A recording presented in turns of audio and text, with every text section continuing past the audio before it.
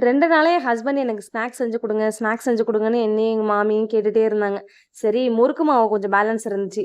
அத அப்படியே இன்னைக்கு பிழிஞ்சு எடுத்துரலாம் அப்படின்னு சொல்லிட்டு, முறுக்கு மாவு ஒரு பாக்கெட்டும், அரிசி மாவு ஒரு பாக்கெட் இருந்துச்சு. நம்மளுக்கு அந்த அளவுக்குலாம் தனித்தனியா பெசஞ்சு முறுக்கு சுடுறதுக்குலாம் பொறுமை கிடையாது. அதனால 2த்தையும் ஒண்ணாவே சேர்த்துட்டேன். முறுக்கு மாவு என்ன, அரிசி மாவு என்ன அப்படின்ட்டு 2த்தையும் ஒண்ணா சேர்த்துட்டு, அது கூட கொஞ்சமா உளுந்து ஃப்ரை பண்ணி, உளுந்தும் பொட்டுக்கடலையும் அரைச்சு சேர்த்துருக்கேன். அதில எள்ளு கொட்டுனதுக்கப்புறம் பார்க்க அழகா இருந்துச்சு. அதில கொஞ்சம் நேரம் அப்படியே விளையாடிட்டு இருந்தேன். எல்லாத்தையும் சேர்த்து பெசஞ்சு எடுக்கிறதுக்குள்ள பாதி கீழ சிந்தி, மேல சிந்தி எப்படியோ பெசஞ்சு எடுத்துட்டேன். அதில 2 அச்சு எடுத்திருந்தேன். 2 அச்சுல ஏதாவது ஒண்ணு ட்ரை பண்ணலாம் அப்படின்ட்டு, இந்த கடையிலலாம் பார்த்துருக்கேன். இந்த மாரி அச்சுல, முள் அச்சுல செய்வாங்க இல்லையா?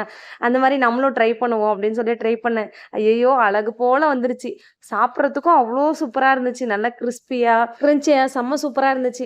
மாவு கொஞ்சம் அதிகமா பெசஞ்சுட்டேன். 1 கிலோ போல பெசஞ்சுட்டேன்னா, அத எடுத்து சுட்டு வைக்கிறதுக்குள்ள பெண்டு கழன்றுச்சு. எப்படியோ 2 மணி நேரத்துக்கு அப்புறம் செஞ்சு எடுத்து வச்சாச்சு.